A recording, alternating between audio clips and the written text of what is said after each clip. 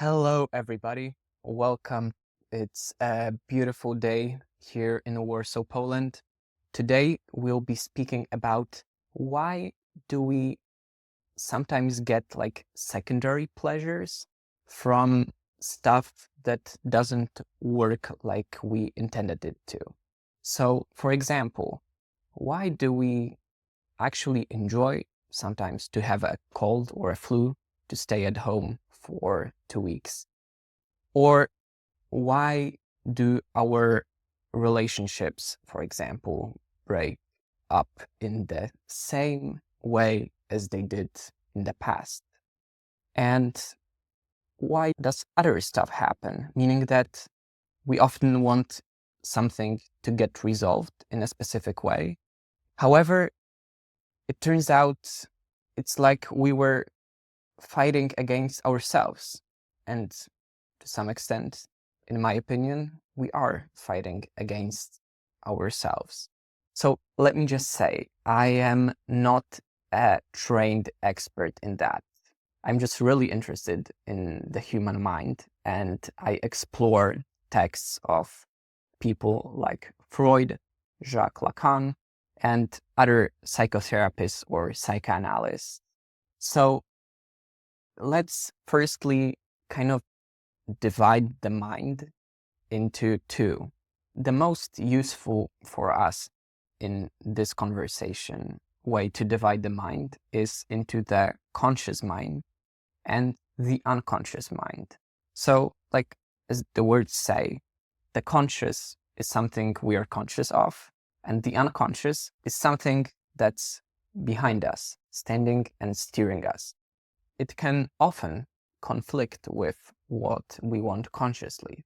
So Jacques Lacan, who was a famous French psychoanalyst, coined this term called jouissance, which is something very specific to the French language. So it's kind of impossible to translate this specific word into English or, I believe, any other language, because it means the benefit you kind of have from not getting what you want, meaning the underlying benefit.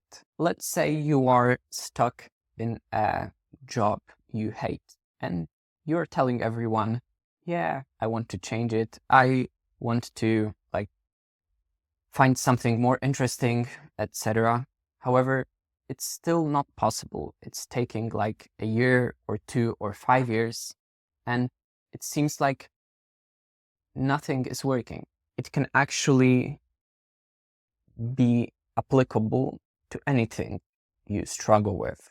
So let's say you decide on what's the most important thing that you currently want, then you can try asking yourself, and what's kind of the unconscious benefit of it that I gain from actually not getting this thing I want? What's the benefit of the struggle?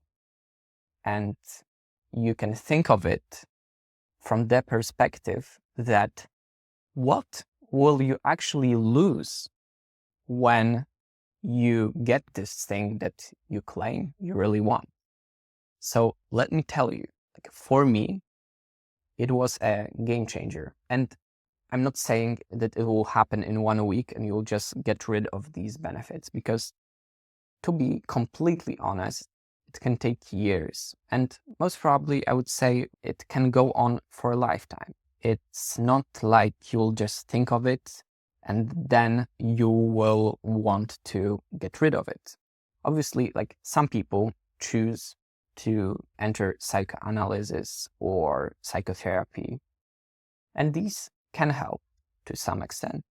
But it's important for you to actually get conscious and actually start asking these questions, because if you don't know whether and how to ask these questions, then it's most probable that it will just stay in place and nothing will change.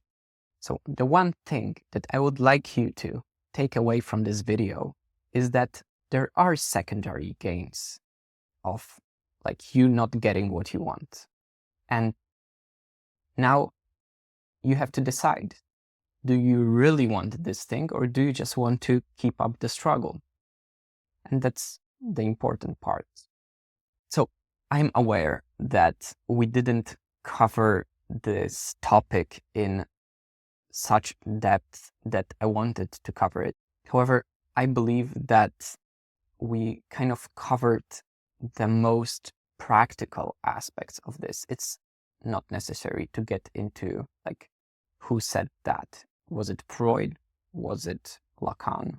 Was it Martin Seligman? It doesn't matter. So I will link some resources below.